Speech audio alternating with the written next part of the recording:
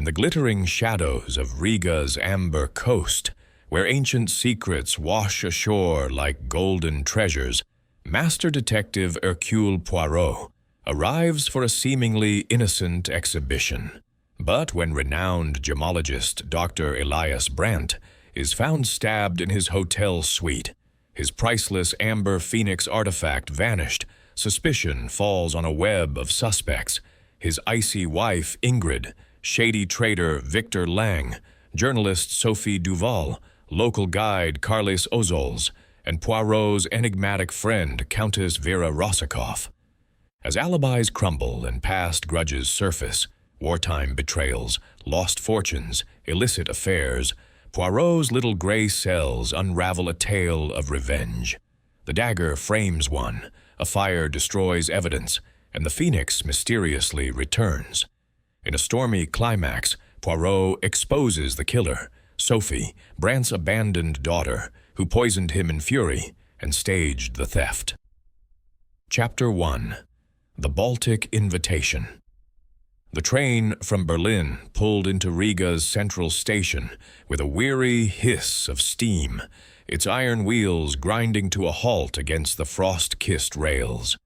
Hercule Poirot alighted with his customary precision, his small, egg-shaped head held high, and his magnificent mustache curled to perfection despite the rigors of travel, twitching slightly in the brisk November wind that swept across the platform.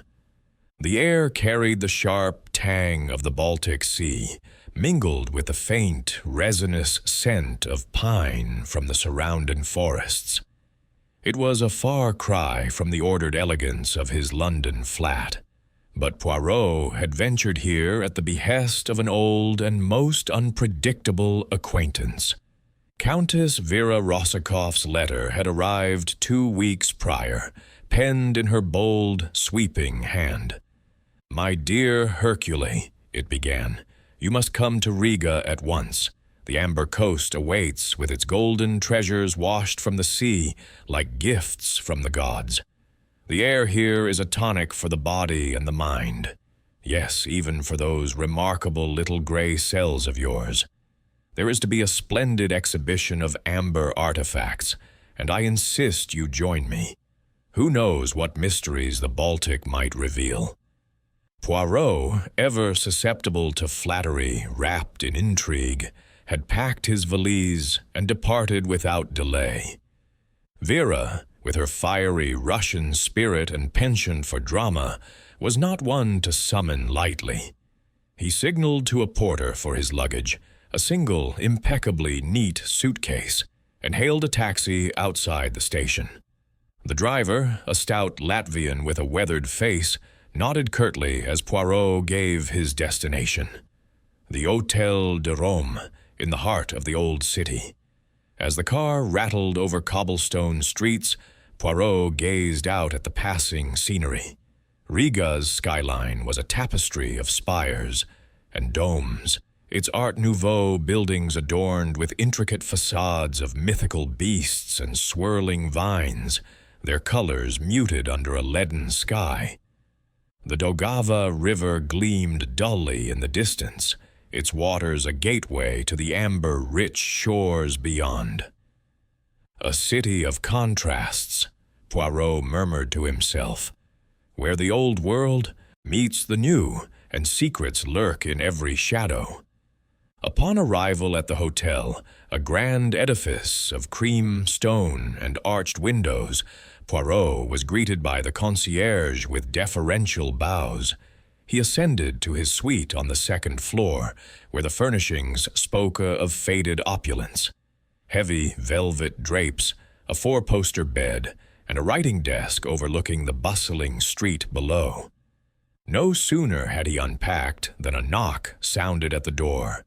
It was Vera herself, sweeping in like a whirlwind, her dark eyes sparkling and her fur-trimmed coat trailing behind her. "Hercule, mon cher ami," she exclaimed, embracing him with theatrical warmth. "You have come, as I knew you would. Look at you, still the picture of Belgian elegance. But you are pale. The journey has tired you. Come, we shall have tea, and I will tell you all." Poirot smiled indulgently, allowing her to lead him to the hotel's lounge, a spacious room warmed by a crackling fire and adorned with crystal chandeliers. Over steaming cups of Earl Grey, Poirot's preference, which Vera had thoughtfully arranged, they conversed. The Countess, exiled from her homeland since the Revolution, had taken up residence in Riga, drawn by its proximity to the Russian border and its thriving amber trade. "The exhibition opens tomorrow," she confided, her voice dropping to a conspiratorial whisper. "Dr. Elias Brandt is the star attraction. He possesses the Amber Phoenix, a masterpiece carved from a single block of ancient resin, depicting the mythical bird in exquisite detail. They say it holds the essence of the sun itself." Poirot's interest piqued. "And who else attends this gathering, Countess?" "Ah, a select group," she replied, her rings flashing as she gestured. "Brandt's wife, Ingrid, a Swedish beauty with a tongue like a viper. Then there's Victor Lang, an amber merchant from Kaliningrad, rough around the edges but shrewd. And Sophie Duval, a young French journalist, here to chronicle the event for some Parisian rag. You will meet them all this evening. I have arranged a little soirée." As dusk fell, the group convened in the lounge, the air thick with the aroma of caviar canapés and chilled vodka. Dr. Brandt, a tall man in his 50s with a scholarly beard and wire-rimmed spectacles, dominated the conversation. He spoke animatedly of his collection, his German accent clipped and authoritative. "Amber is not merely fossilized tree sap," he lectured, "but a window to prehistoric worlds. Insects trapped within, pollen from vanished forests. It is history preserved in gold." His wife, Ingrid, sat beside him, her blonde hair coiled in an elegant chignon, her blue eyes cool and appraising. She nodded politely, but interjected little, save for a dry remark about the chill in the room. Victor Lang, by contrast, was a burly figure with a scarred cheek and a heavy Slavic brow, his suit ill-fitting over his broad frame. He eyed Brandt with barely concealed envy, muttering about market prices and smuggling routes.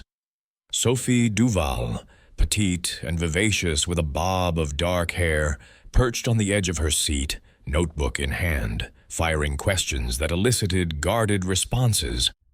At the climax of the evening, Brandt produced a velvet case from his pocket and opened it with a flourish.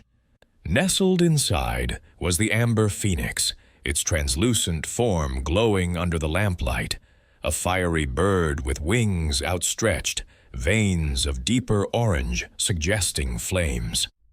"Behold," Brandt intoned, "a relic from the Teutonic Knights era, valued at over £1 million.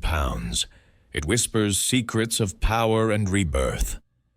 Poirot, seated in a high-backed chair, observed the scene with his keen, cat-like eyes. He noted Lang's fingers tightening on his glass, Ingrid's fleeting look of disdain, and Sophie's intense scrutiny as she sketched the piece. Even Vera seemed transfixed, her usual vivacity subdued. "Magnifique," Poirot commented softly. "But one must wonder, does such beauty invite admiration, or something more perilous?" The party dispersed late, with handshakes and promises to reconvene for the morrow's excursion to the coast. Poirot retired to his room, the image of the Amber Phoenix lingering in his mind.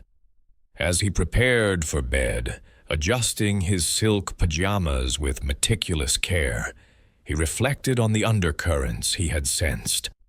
Human nature, he thought, is like the sea, calm on the surface, but with depths that can drown the unwary. Little did he know how swiftly those depths would rise. Chapter 2. Shadows on the Shore. The morning sun rose pale and hesitant over the Baltic Sea, casting a silvery sheen on the waves that lapped at the shores of Jurmala. Hercule Poirot, having risen at his customary early hour, stood at the window of his hotel suite, gazing out at the expanse of sand and water. The night had passed uneventfully, yet a subtle unease lingered in his mind, like the faint echo of a discordant note in an otherwise harmonious symphony. The gathering in the lounge had revealed much. The gleam of avarice in Victor Lang's eyes, the cool detachment in Ingrid Brandt's demeanor, the eager probing of Sophie Duval's questions. And Vera, Vera Rossakoff, with her dramatic flair and unspoken secrets. Poirot twirled the end of his mustache thoughtfully. Human passions, he mused aloud to the empty room. They are like the tides, predictable in their rhythm, yet capable of sudden fury. He dressed with his habitual meticulousness, a crisp white shirt, a perfectly knotted tie, and a woolen overcoat to ward off the autumn chill. Breakfast was a solitary affair in the hotel dining room, a tisane of herbal infusion, accompanied by fresh rolls and a poached egg. As he sipped, he overheard snippets of conversation from the staff, whispers about the amber exhibition drawing crowds from across Europe, and vague mentions of old rivalries in the trade. Poirot filed these away in his mental dossier, for even the humblest servant could hold a key to the puzzle. By 10 o'clock, the group had assembled in the hotel lobby, bundled against the wind. Dr. Elias Brandt led the way, his scholarly enthusiasm undimmed, clutching the velvet case containing the amber phoenix as if it were a sacred relic. "Today, we venture to the source," he announced, his voice booming with authority. "The beaches of Jurmala, where the amber washes ashore after storms carried from the depths of the sea. It is there that one feels the pulse of history." Ingrid Brandt walked beside her husband, her arm linked loosely in his, though Poirot noted the absence of true affection in her posture. She was clad in a stylish fur-lined coat, her blonde hair tucked under a fashionable cloche hat. Victor Lang trudged along, his heavy boots ill-suited to the occasion, grumbling about the cold. Sophie Duval, notebook at the ready, darted between them, her dark eyes alight with curiosity. Countess Vera Rossakoff, resplendent in a crimson scarf that fluttered like a banner, linked arms with Poirot. "You see, Hercule," she murmured, her breath warm against his ear. "This is no mere outing. There are undercurrents here, as treacherous as the sea itself." A short drive in hired motor cars brought them to the coastline, where the road gave way to a wooden boardwalk overlooking the dunes. The group descended to the beach, the sand crunching underfoot, interspersed with pebbles and the occasional glint of amber fragments. Waves rolled in with a rhythmic roar, foaming white against the shore, and the air was alive with the cries of gulls wheeling overhead. Locals dotted the landscape, bent over in their search for the golden resin, fishermen and villagers who had combed these sands for generations, their baskets half filled with the sea's bounty. Brandt, ever the lecturer, knelt to pick up a small piece of amber, holding it up to the light. "See here," he said, addressing the group. "This is succinite, formed millions of years ago from the sap of ancient pines. Trapped within might be an insect, a leaf, evidence of a world long vanished." He opened the velvet case with a flourish, revealing the amber phoenix once more.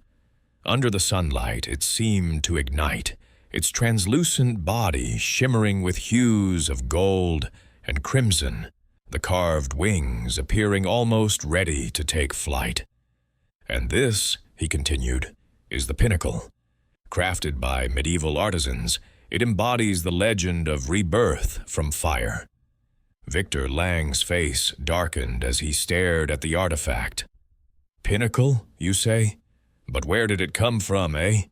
Smuggled across borders, no doubt.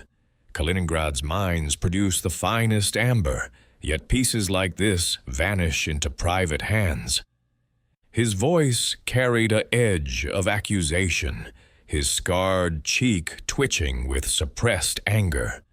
Brant waved a dismissive hand. "Provenance is documented, my dear Lang. The Teutonic Knights traded it fairly. Your claims are baseless envy." The argument simmered, drawing uneasy glances from the others. Ingrid, seemingly disinterested in the dispute, had wandered a short distance away with their local guide, Karlis Ozels. He was a tall, handsome Latvian in his 30s, with sun-bleached hair and a rugged charm honed by years on the coast. Employed by the hotel to escort visitors, he regaled her with tales of Amber's lore. "The ancients believed it held the sun's power," he said, his accent melodic, "protecting against evil, but it has brought misfortune too. Wars fought over its control." Ingrid laughed lightly, a sound that carried on the wind, her hand brushing his arm in what might have been an innocent gesture.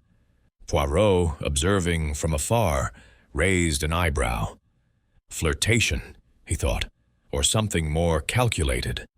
Sophie Duval, meanwhile, flitted about like a bee among flowers, her pen scratching furiously as she interrogated each member.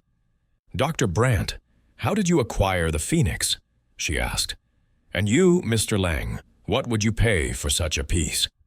Vera leaned closer to Poirot as they strolled. "Intrigue, as I said. Greed clings to them like resin to a finger. Look at Lang's fists, clenched as if ready to strike. And Ingrid, she plays a dangerous game with that guide." Poirot nodded, his eyes scanning the horizon. "Oui, Countess. The human heart reveals itself in such settings. Away from society's constraints, truths emerge." The group lingered for an hour, collecting small amber souvenirs under Karlis's guidance.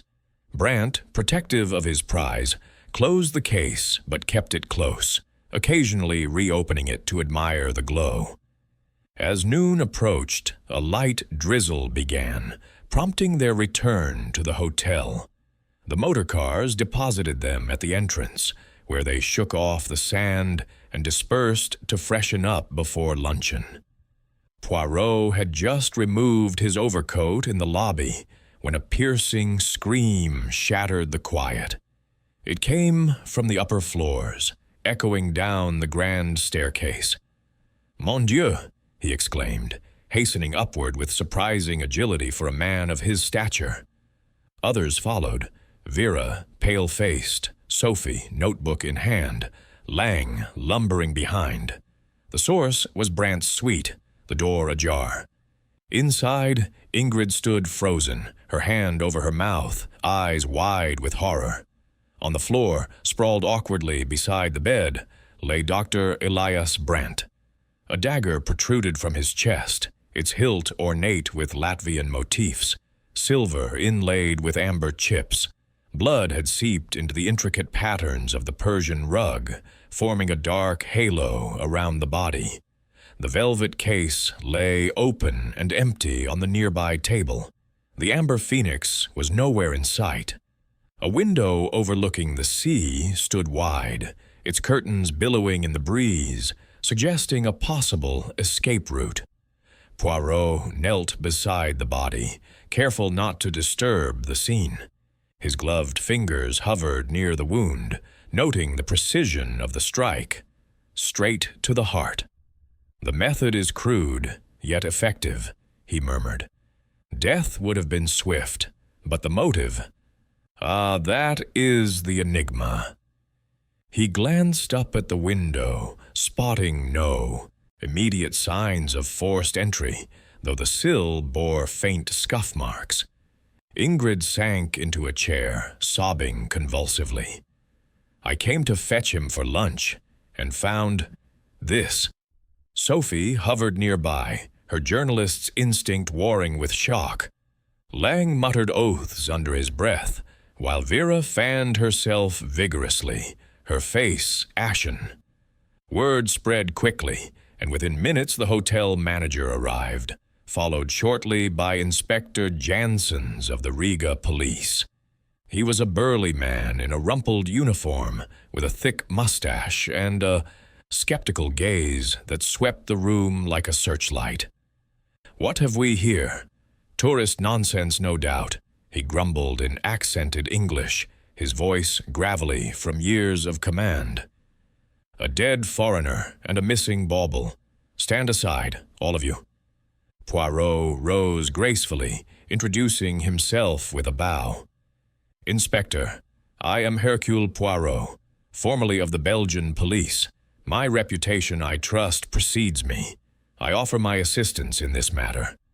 Janssens eyed him dubiously, but nodded. "Heard of you. Very well, but don't interfere." He barked orders to his subordinates, who began securing the room and questioning the staff. The suspects, Ingrid, Lang, Sophie, Vera, and even Carlis, who had returned with the group, were confined to the hotel pending alibis. Poirot, permitted to observe, paced the suite, his mind already weaving threads.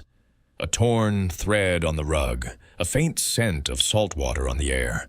These were clues, small but significant. As the drizzle outside turned to rain, lashing against the windows, he felt the storm of investigation brewing. Shadows indeed, he thought, and they lengthen with each passing hour. Chapter 3. The Web of Suspects. The drawing room of the Hotel de Rome had been commandeered by Inspector Janssens as a makeshift interrogation chamber. It was a spacious, high-ceilinged space, its walls paneled in dark oak and adorned with faded tapestries depicting medieval hunts, scenes of pursuit that seemed oddly fitting for the grim business at hand. A long mahogany table dominated the center, surrounded by upholstered chairs, where the suspects now sat in uneasy silence, their faces illuminated by the soft glow of brass lamps. Outside, the rain continued its relentless patter against the windows, as if the Baltic Sea itself mourned the untimely death of Dr. Elias Brandt. Inspector Janssens paced the room with the deliberate tread of a man accustomed to authority, his boots thudding softly on the carpet. He was flanked by two uniformed officers, notebooks at the ready, and a stenographer who scribbled furiously. Hercule Poirot, granted observer status due to his international renown, positioned himself in a corner armchair, his small black shoes neatly aligned, his hands folded over his silver-headed cane. From this vantage he could study each face without drawing undue attention. Ingrid Brandt's composed mask, Victor Lang's sullen glare, Sophie Duval's fidgeting fingers, Vera Rossakoff's dramatic poise, and Carlis Ozols's wary alertness. "Very well," Janssens began, his voice a low rumble laced with the guttural tones of Latvian inflection. "We shall proceed systematically. Dr. Brandt was last seen alive, returning from the beach excursion at approximately noon. His body was discovered shortly after 1 o'clock by his wife. The cause of death, a single stab wound to the heart with a decorative dagger, likely of local origin. The Amber Phoenix is missing from its case. Motives, greed, revenge, passion, take your pick. Alibis will be verified, and lies will be exposed." He turned first to Ingrid Brandt, who sat straight-backed, her hands clasped in her lap. "Mrs. Brandt, you claim you were walking alone on the beach after the group returned. Why separate yourself?" Ingrid met his gaze steadily, her blue eyes unblinking. "I needed air, Inspector. Elias and we had words earlier about the exhibition. He was so absorbed in that wretched amber, he barely noticed me." Her voice trembled slightly, but Poirot detected no genuine grief, merely the performance of it. "And your footprints?" Janssens pressed. "The tide would have erased them, convenient as that is." She shrugged elegantly. "The sea does as it will. I returned to the hotel via a side path, entered through the service door to avoid the lobby. A maid saw me, I believe." Janssens made a note, signaling an officer to check. Next, he addressed Victor Lang, who slouched in his chair, his scarred cheek flushed. "Mr. Lang, you and the victim argued publicly on the beach. Witnesses confirm a heated exchange over the Phoenix's origins." Lang snorted, crossing his arms. "Argued? Yes. Murdered? No. I deal in amber legitimately, from Kaliningrad's pits. Brandt's collection reeks of black market dealings. But I went straight to my room for a rest. Ask the porter. He brought me a newspaper at 12:30. "A thin alibi," Janssens remarked. "And your interest in the Phoenix? You covet it, do you not? Value it, perhaps, but kill for it? I'm a trader, not a thug." Lang's eyes darted briefly to the window, a tell that Poirot noted with interest. Sophie Duval was questioned next, her petite frame tense as she clutched her notebook like a shield. "Mademoiselle Duval, you pose as a journalist. What was your true purpose here?" Sophie flushed, her French accent sharpening. "I am a journalist, Inspector, covering the exhibition for Le Figaro. I interviewed Carlis in the lobby after the beach about local amber myths. It was brief. Then I went to the tea room to write notes." Carlis Ozels, seated apart, nodded confirmation when Janssens turned to him. "Yes, she asked questions. 10 minutes, no more. Then I left for errands in town, picking up supplies for the hotel." "But you harbor a grudge against Brandt," Janssens said, consulting his notes. "He outbid you on several amber lots last year, costing your family business dearly." Carlis's jaw tightened, his handsome features hardening. "True.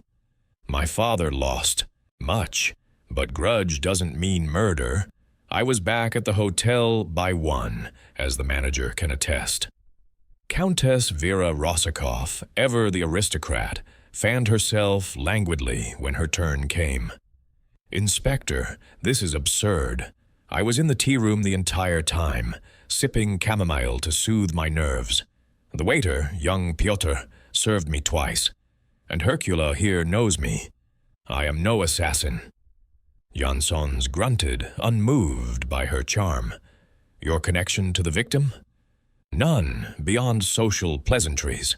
Amber fascinates, but I collect memories, not stones." Vera cast a sidelong glance at Poirot, who remained impassive. As the interrogations concluded, Janssens dismissed the group temporarily, confining them to their rooms under guard.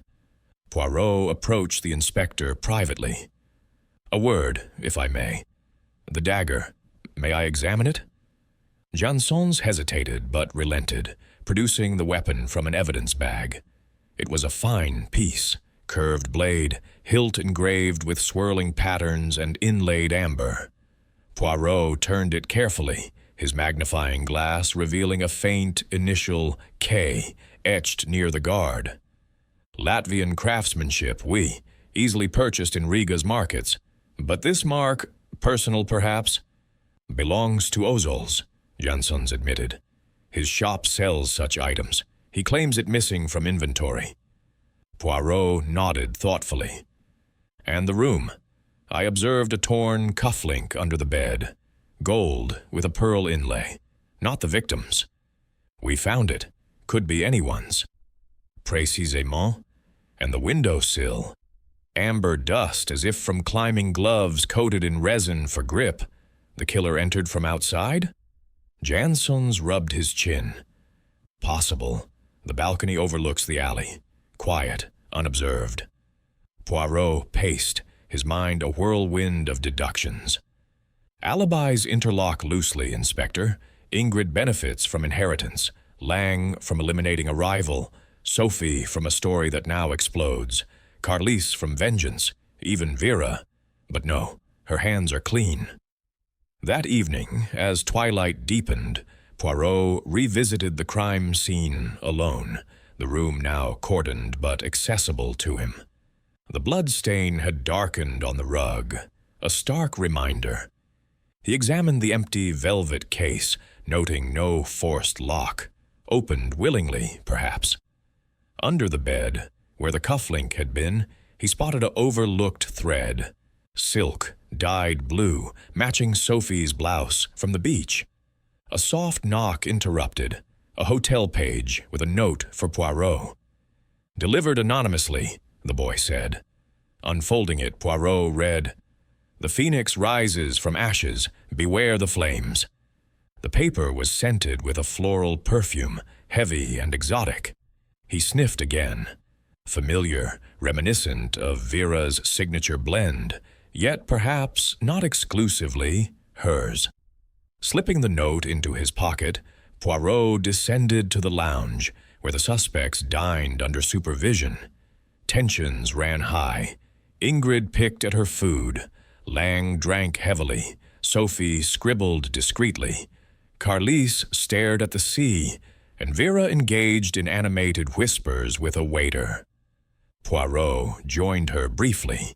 "Countess, this note? Your perfume?" Vera's eyes widened innocently. "Hercule, you suspect me? It's common enough in these parts. Someone plays games." "Games that end in death," Poirot replied softly. As he retired, his gray cells buzzed. The web of suspects was intricate, threads crossing in deception. But Poirot knew. Pull the right strand, and the pattern would reveal itself. The rain eased outside, but the storm within the hotel brewed fiercer still. Chapter 4. Echoes of the Past. The following day dawned with a crisp clarity that belied the murky atmosphere enveloping the Hôtel de Rome. Hercule Poirot, having spent a restless night pondering the intricacies of the case, descended to the dining room for his morning tisane. The hotel buzzed with subdued activity, guests whispering behind newspapers, staff casting furtive glances at the cordoned areas.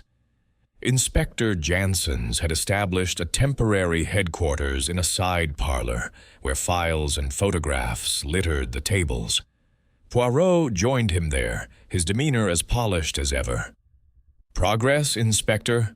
Poirot inquired, accepting a proffered chair. Jansons sighed, rubbing his temples. "Alibis hold loosely, like wet sand. The maid confirms Ingrid's return via the service entrance, but timings overlap. Lang's porter recalls the newspaper delivery, yet the man admits to dozing. As for the dagger, Ozolz's shop reported it stolen 2 days prior. Convenient, no?" Poirot nodded, his fingers steepled. "Convenient indeed, but let us delve deeper. Histories, Inspector. The past often casts long shadows. I propose we uncover the backgrounds of our suspects. Discreet inquiries, perhaps?" With Jansons's approval, Poirot dispatched telegrams to contacts in Berlin, Paris, and St. Petersburg, old allies from his days in the Belgian police. By midday, responses trickled in, painting a mosaic of motives. Dr. Brandt, it emerged, was no mere scholar. During the Great War, he had served in the German administration of occupied territories, acquiring artifacts under dubious circumstances. The Amber Phoenix, whispered one informant, was looted from a Baltic estate during the chaos of 1918. Its original owners, a noble family, scattered or perished in the revolution. Ingrid Brandt, née Svensson, hailed from Stockholm, where she had been a society belle before marrying Elias a decade ago. Rumors hinted at financial desperation driving the union, her family fortune depleted by poor investments. She inherits everything, Janssens noted, reviewing the will faxed from Brandt's lawyer, including a hefty insurance policy on the Phoenix, double if stolen. Poirot's eyes gleamed.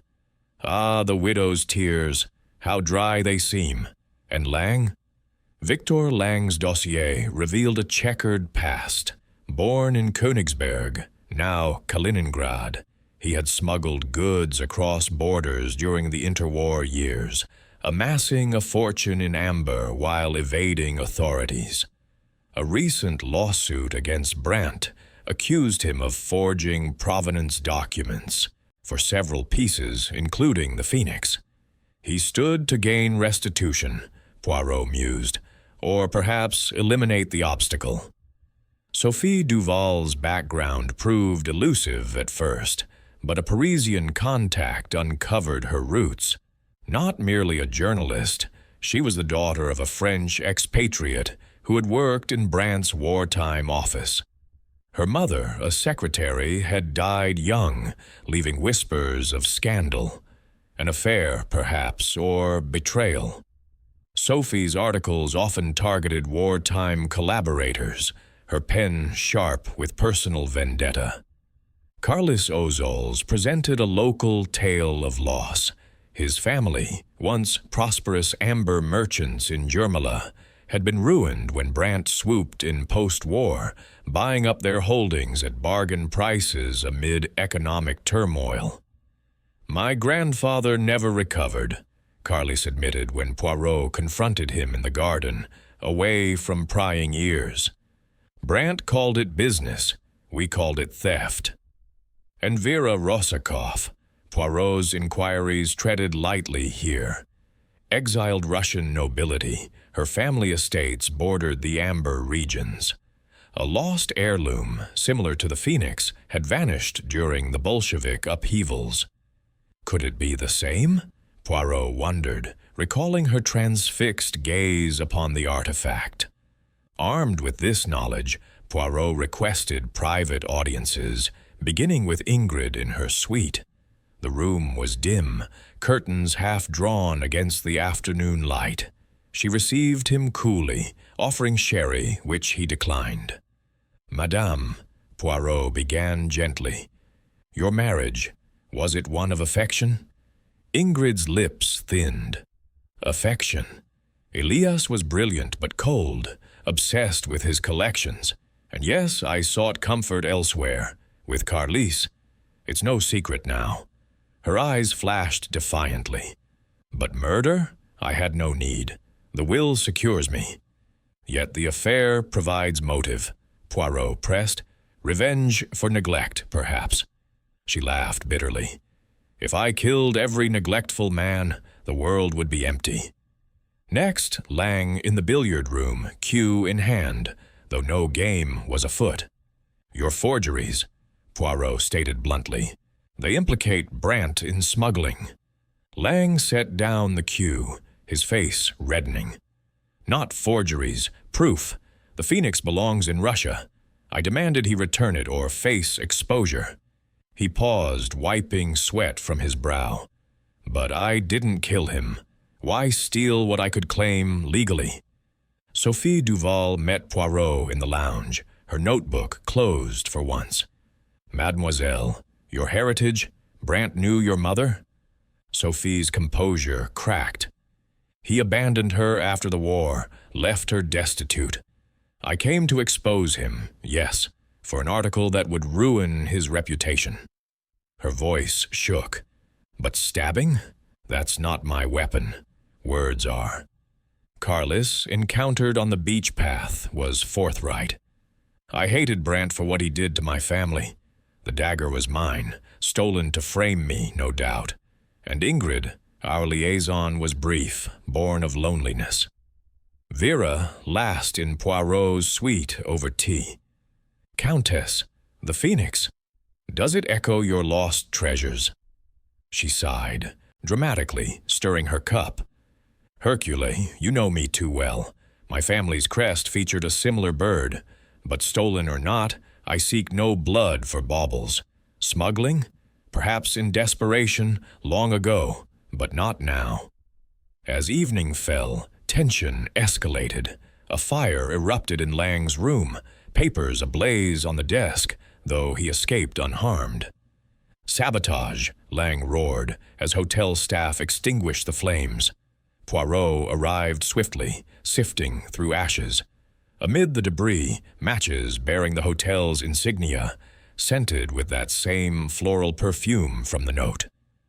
The perpetrator grows bold, Poirot said to Janson, who examined the dagger anew. The initial K gleamed mockingly. Carlis, or a plant? On the beach that night, Poirot walked alone, the waves whispering secrets. He gathered amber shards, their inclusions like trapped memories. The past echoes, he murmured, but the present screams for justice. Clues aligned, perfume linking to Vera or another, fire destroying evidence of forgeries, histories weaving a tapestry of grudge. Yet the puzzle lacked its center. As stars emerged, Poirot returned, his resolve firm. The echoes would soon clarify into accusation. Chapter 5. Twists in the Resin. The afternoon sun filtered through the lace curtains of the Hôtel de Rome's conservatory, casting intricate patterns on the tiled floor like veins in a piece of amber. Hercule Poirot had chosen this serene spot for his private interviews, away from the prying eyes of Inspector Janssens' officers. The air was heavy with the scent of potted ferns and distant sea salt, a tranquil counterpoint to the storm of revelations he anticipated. Armed with the echoes of the past unearthed the previous day, Poirot prepared to twist the threads of suspicion, probing for the knots that would unravel the truth. He began with Ingrid Brandt, who arrived punctually, her composure a fragile veneer over underlying tension. She seated herself gracefully on a wicker chair, smoothing her skirt with manicured hands. "Madame," Poirot said, his voice soft yet insistent, "let us speak of legacies. Your husband's will, it bequeaths his entire estate to you, does it not? Collections, properties, and notably, the insurance on the Amber Phoenix, which doubles in the event of theft." Ingrid's cheeks paled beneath her rouge, but she met his gaze steadily. "Yes, that's correct. Elias was generous in death, if not in life. But what of it? Many wives inherit from their husbands." Poirot leaned forward, his cat-like eyes unblinking. "Indeed, yet you benefit most profoundly from his demise. The policy alone could fund a new beginning, perhaps with a certain guide from the coast." Her lips parted in surprise, then tightened. "Carlis means nothing serious, a diversion from Elias's obsessions. I deny any involvement in murder, Monsieur Poirot. Why risk everything when time would have granted it anyway?" "A valid point," Poirot conceded, though his mind noted her evasion. "But passions accelerate what? Patience delays."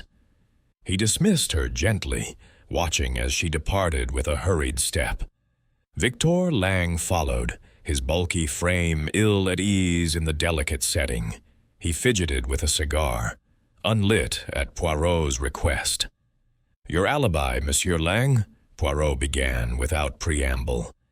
"It frays at the edges. A maid recalls seeing you loitering near Brandt's suite shortly before the discovery of the body, not in your room as claimed." Lang's scarred cheek twitched, and he stubbed out the imaginary ash from his cigar. "All right, I was there. Knocked on his door for a private word about settling our dispute over the Phoenix. He didn't answer, so I left. Negotiating a deal, that's all. No crime in that. Poirot's mustache quivered. Negotiating with a dead man? Timings suggest otherwise, and your papers destroyed in the fire. Convenient, none? Lang growled low. Someone's framing me. I swear I heard voices inside, arguing perhaps, but I walked away. Sophie Duval entered next, her vivacity dimmed, clutching her notebook like a talisman. Poirot gestured for her to open it. Mademoiselle, your entries intrigue. Cryptic notes on hidden compartments in amber artifacts. What secrets did you seek in Brandt's collection? Sophie's fingers trembled as she flipped pages. Research for my article. Amber pieces often have inclusions, fossils, even messages carved inside. I thought the Phoenix might conceal documents proving Brandt's wartime thefts. That's why I may have peeked into his suite earlier, when he was out. Poirot's eyes sharpened. Peeked? The torn cufflink found under the bed. It matches the pearl inlay on your blouse from the beach outing. She gasped, touching her sleeve where a button was indeed missing. Yes, I was there, searching drawers for evidence, but Elias returned unexpectedly. I hid behind the curtain, slipped out the window when he turned away. He was alive, I swear, grumbling about forgeries, but breathing. The window, Poirot echoed, and the amber residue on the sill, resin dust, as if from gloves used for climbing. You descended to the beach below? Sophie nodded miserably. A short drop. I coated my hands with beach resin for grip, sticky but effective. Please, it was journalism, not murder. Carlos Ozols was summoned outdoors to the hotel's rear garden, overlooking the alley beneath Brandt's balcony. The wind tousled his sun-bleached hair as Poirot confronted him with the dagger. This initial K, yours, Monsieur Ozol, stolen from your shop, you claim? Carlos's rugged features hardened. Yes, reported missing days ago. Anyone could have taken it. Tourists browse freely. And my grudge? Real, but I channel it into work, not knives. Poirot paced the gravel path, eyeing the balcony above. Your affair with Ingrid. Did Brandt discover it? A motive for confrontation? Carlos shook his head. He suspected, perhaps, but I was running errands, as I said. Alibi checked. Last came Vera Rossakoff, sweeping into the conservatory with her customary drama, a silk shawl draped like a cape. Over a fresh pot of tea, Poirot applied gentle pressure. Countess, your family's lost phoenix, similar to Brandt's. Confess, does recognition stir old claims? Vera's dark eyes misted. Hercule, you pierce the heart. Yes, our estate held a twin piece, vanished in the Revolution's fires. I suspected Brandt's was ours, smuggled out. But kill for it? No, I am a survivor, not a slayer. Memories suffice. Poirot patted her hand. Your perfume on the threatening note and the matches from Lang's fire. Explanations? She laughed lightly. Coincidence, cher ami. Many use that scent here. As for fires, I know nothing. As twilight descended, Poirot synthesized the twists in his suite, diagrams sketched on hotel stationery.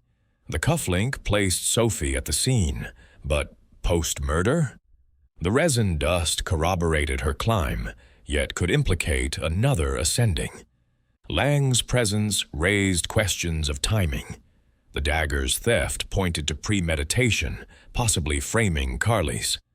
A knock disrupted his reverie, the hotel manager, breathless. Monsieur Poirot, the Amber Phoenix, it's reappeared, in the safe, undamaged, as if never gone. Poirot hurried downstairs.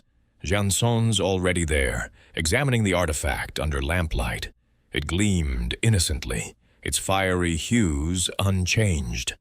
A ruse? Poirot wondered aloud. Stolen to mislead, then returned to confound. Janson scowled. This changes nothing. Evidence points to Ozol's, the dagger, the grudge, proximity via the affair. I'm arresting him.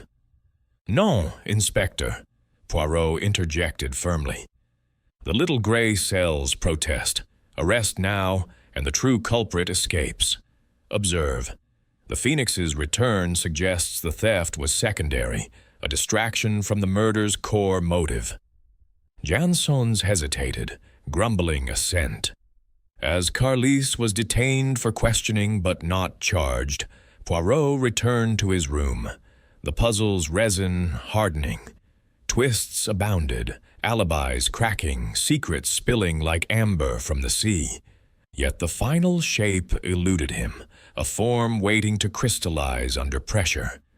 Outside, the Baltic whispered on, indifferent to human machinations. Chapter 6. The Gathering Storm. The lounge of the Hotel de Rome had transformed into a theater of justice under the gathering clouds of an impending Baltic squall. Rain lashed against the tall windows in furious gusts, the sea beyond roaring like a chorus of ancient furies demanding retribution. Hercule Poirot had orchestrated this assembly with his characteristic precision, insisting to Inspector Janssens that all suspects convene here at precisely 8 o'clock. The room, usually a haven of quiet conversation and clinking glasses, now hummed with electric tension. A fire crackled in the grand hearth, casting flickering shadows that danced across the faces of those gathered. Ingrid Brandt, pale and resolute. Victor Lang, nursing a tumbler of whiskey with a scowl. Sophie Duval, her notebook conspicuously absent, eyes darting like a cornered animal. Carlis Ozels, released from preliminary detention but still under watch, and Countess Vera Rossakoff, seated with regal poise, her fan fluttering like a trapped bird. Inspector Janssens stood by the door, arms crossed, his officers positioned discreetly at the exits. Poirot, the diminutive maestro at the center, paced slowly before the group, his patent leather shoes silent on the thick carpet. He paused, twirling his mustache, allowing the storm's crescendo to underscore his words. Mesdames et messieurs, he began, his voice a measured cadence that cut through the wind's howl. We have navigated a labyrinth of deceit, where motives gleam like amber in the sun, only to reveal darker inclusions beneath. The murder of Dr. Elias Brandt was no impulsive act, but a calculated symphony of vengeance and misdirection. Tonight, the storm breaks and truth emerges. He turned to the window, gesturing at the turbulent sea. The Amber Phoenix, that radiant artifact, was not the prize, but the catalyst. Its theft and mysterious return? A clever feint to obscure the real intent. Poirot pivoted sharply, his eyes locking on each face in turn. Let us reconstruct. The dagger, engraved with K, stolen from Monsieur Ozol's shop. But by whom? Madame Brandt, during one of your clandestine meetings with Carlis, you had access. You pilfered it, perhaps as a precaution, or to arm yourself against your husband's suspicions. Ingrid gasped, her hand flying to her throat. Lies. I would never. Patience, madame, Poirot interjected smoothly. You are innocent of the murder, though not of intrigue. Your affair provided opportunity, but your motive, inheritance, was too obvious, too easily traced. Non, the killer sought to frame Carlis, exploiting his grudge and the weapon's origin. Carlis shifted uneasily, his rugged hands clenching. Then who? I've no blood on me. Poirot nodded sympathetically. Indeed.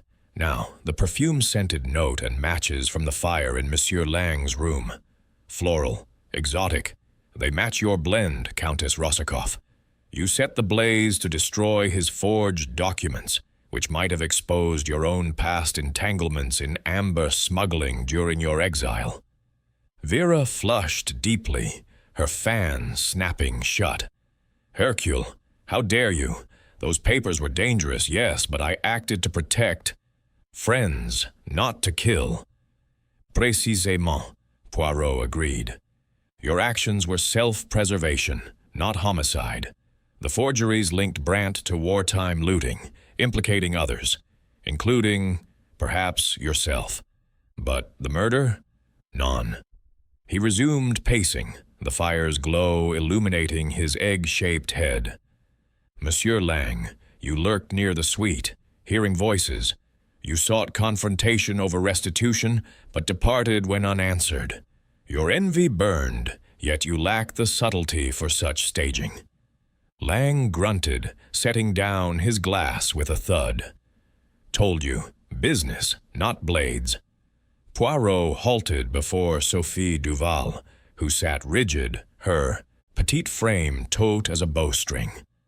Ah, mademoiselle, or should I say, the key to the enigma. You are no mere journalist from Paris. Your true identity, Sophie Brandt, illegitimate daughter of Elias, born of his wartime liaison with your mother, whom he abandoned to poverty and despair. The room fell silent, save for the storm's fury. Sophie's face drained of color, her lips parting in denial.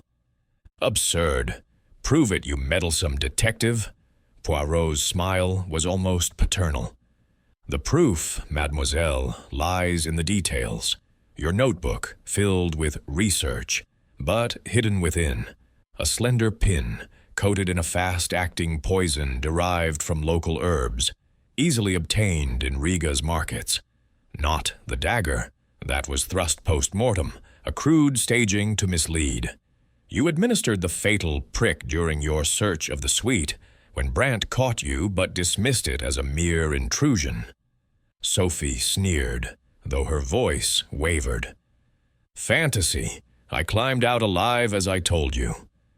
Oui, the climb, Poirot continued, undeterred. The amber residue on the sill, from your gloves laced with beech resin for better grip on the balcony. A journalist's hands? Too soft, but a determined avenger's, prepared.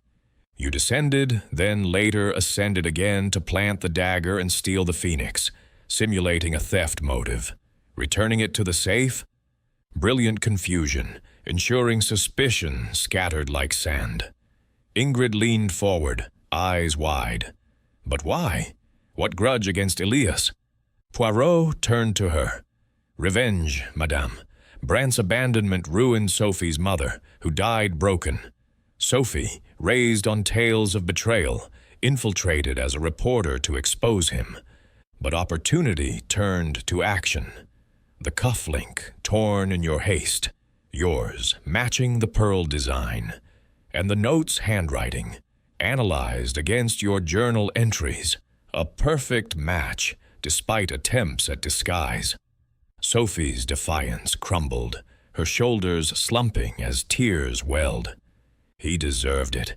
He left us to starve while he hoarded treasures. I wanted him to suffer, to lose his precious phoenix, even if only briefly. Janssen stepped forward, cuffs in hand. Confession noted. You're under arrest. As officers led Sophie away, her sobs echoing down the hall, the group exhaled collectively.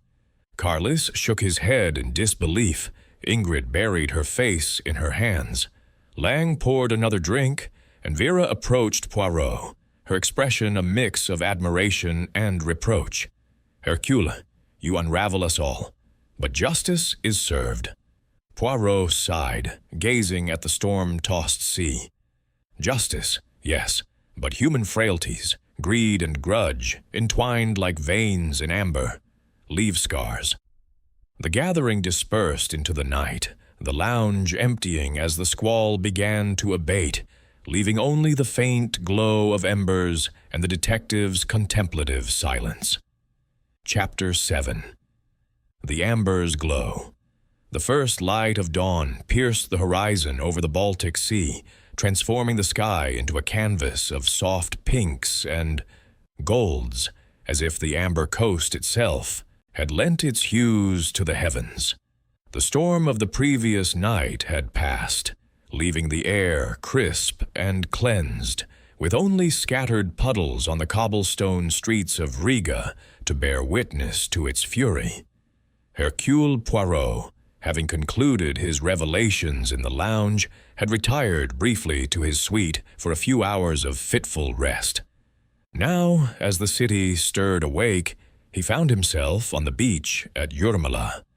Once more, the sands damp underfoot and the waves murmuring a gentle lullaby. Countess Vera Rossakoff stood beside him, her crimson scarf wrapped tightly against the morning chill, her dark hair tousled by the breeze. The events of the evening had etched faint lines of weariness on her face, yet her eyes retained their fiery spark. The other suspects, Ingrid, Lang, Carlis, had dispersed. Ingrid to handle the formalities of her husband's estate, Lang to his dealings with a mix of relief and resentment, Carlis to his shop, vindicated but somber. Sophie Duval, under guard, awaited transport to the authorities. Her confession a weight lifted from the group, but a shadow on her future. Poirot and Vera walked slowly along the shoreline, the detective's small, neat steps contrasting with her more expansive stride. Gulls cried overhead, diving for breakfast in the shallows, and distant figures, local amber hunters, bent to their timeless task. "Hercule," Vera said at last, breaking the companionable silence. "You knew, didn't you? From the very beginning, those little gray cells of yours had unraveled the thread." Poirot smiled faintly, his mustache impeccably groomed despite the early hour. "Not from the absolute start, ma chérie, but the pieces, they assembled swiftly. The human psyche, it betrays itself in small ways. A glance too covetous, a tear too contrived, a climb too cleverly explained. Sophie, her passion burned like the phoenix itself, reborn from ashes of abandonment."